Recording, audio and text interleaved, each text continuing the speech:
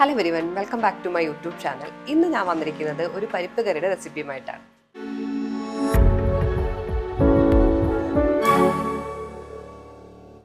ഞങ്ങൾ തൃശ്ശൂർക്കാർ ഈ പരിപ്പ് കറിനെ പരിപ്പ് കുത്തിക്കാച്ചെന്നാട്ടോ പറയാ. പരിപ്പ് കുത്തിക്കാച്ചാനായിട്ട് നമുക്ക് ആദ്യം വേണ്ടത് അരക്കപ്പളവിൽ പരിപ്പാണ്. അരക്കപ്പളവിലെടുത്ത പരിപ്പിനെ നമ്മൾ കഴുകിയതിനു ശേഷം 1 മണിക്കൂർ സോക്ക് ചെയ്യാനായിട്ട് വെക്കണം. കുതിർത്തിയെടുത്ത പരിപ്പിനെ നമുക്കൊരു കുക്കറിലോട്ട് മാറ്റാം. കുക്കറിലോട്ട് നമുക്കൊരു 1/4 സ്പൂൺ അളവിൽ മഞ്ഞൾപ്പൊടി ചേർത്ത് കൊടുക്കാം. നമ്മൾ കുക്കർ വിസിൽ വരുന്ന സമയം കൊണ്ട് ഇതിലേക്ക് ആവശ്യമായിട്ടുള്ള ഉള്ളിയും വെളുത്തുള്ളിയും നമുക്കൊന്ന് ചതച്ചെടുക്കാം.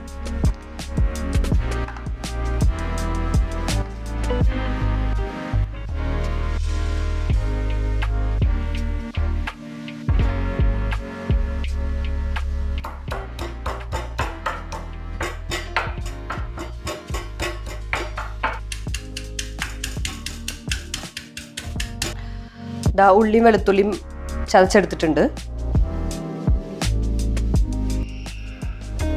കുക്കർ വിസിലൊക്കെ വന്നു കഴിഞ്ഞിട്ടുണ്ട്. വെന്തോ നോക്കാം നമുക്ക്.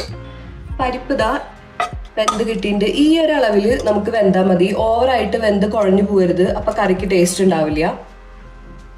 ഇനി ഒരു കടായി അടുപ്പത്തേക്ക് വെച്ച് കൊടുത്തിട്ടുണ്ട്. ഇതിനൊന്ന് നമുക്ക് വറുത്തിട്ടെടുക്കണം. പാൻ ചൂടായി വരുമ്പോൾ നമുക്ക് വെളിച്ചെണ്ണ ഒഴിച്ചു കൊടുക്കാം. എണ്ണ ചൂടായി വന്നിട്ടുണ്ട്. നമുക്ക് ചതച്ച് വെച്ച ഉള്ളിയും വെളുത്തുള്ളിയും ചേർത്ത് കൊടുക്കാം.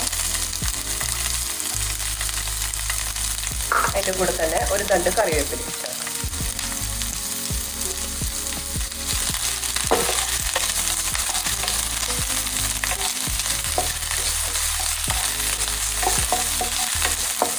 എന്നിട്ട് ഇതൊന്ന് വഴറ്റിയെടുക്കാം.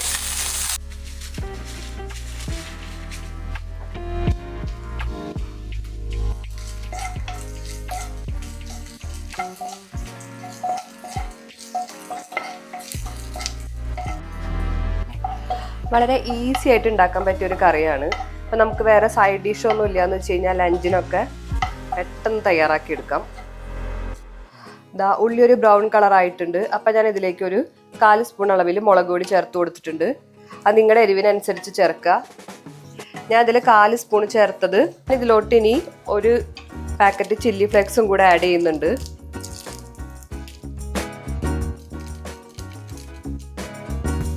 അപ്പോൾ കുറച്ചുകൂടെ ടേസ്റ്റ് കിട്ടും.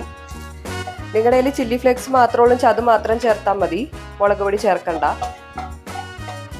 മുളക് പൊടി ഒന്ന് ചൂടായിട്ടുണ്ട്. നമുക്ക് ഈ പരിപ്പിലോട്ട് ചേർത്ത് കൊടുക്കാം.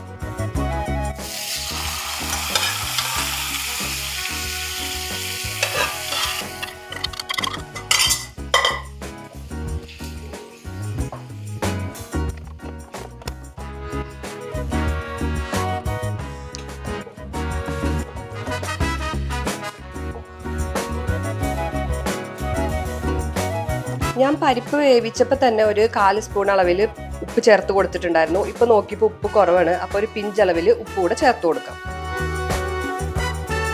നമ്മുടെ കറി നന്നായിട്ട് തിളച്ച് വന്നിട്ടുണ്ട്. ഇതിപ്പോൾ ചപ്പാത്തിക്കൊക്കെ വേണമെന്ന് വെച്ച് കഴിഞ്ഞാൽ ഇതേ അളവിൽ തന്നെ ഇത്ര ഗ്രേവി ആയിട്ട് തന്നെ നമുക്ക് എടുക്കാം. ഇപ്പൊ എനിക്ക് കുറച്ചുകൂടെ തിക്ക് ഗ്രേവിയാണ് വേണ്ടത്. അതുകൊണ്ട് ഞാൻ ഒന്നും കൂടെ തിളയ്ക്കാൻ ഇട്ടിരിക്കുകയാണ്.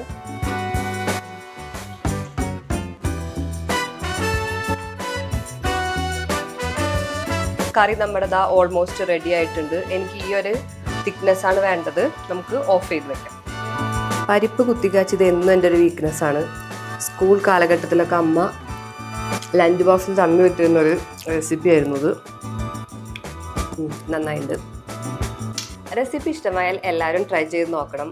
വീഡിയോ ഇഷ്ടമായാൽ എല്ലാവരും ഷെയർ ചെയ്യുക, ലൈക്ക് ചെയ്യുക. എന്തെങ്കിലും സജഷൻസ് ഉണ്ടെങ്കിൽ കമൻറ്റ് ബോക്സിൽ അറിയിക്കുക. അടുത്ത വീഡിയോയിൽ കാണാം. ബൈ.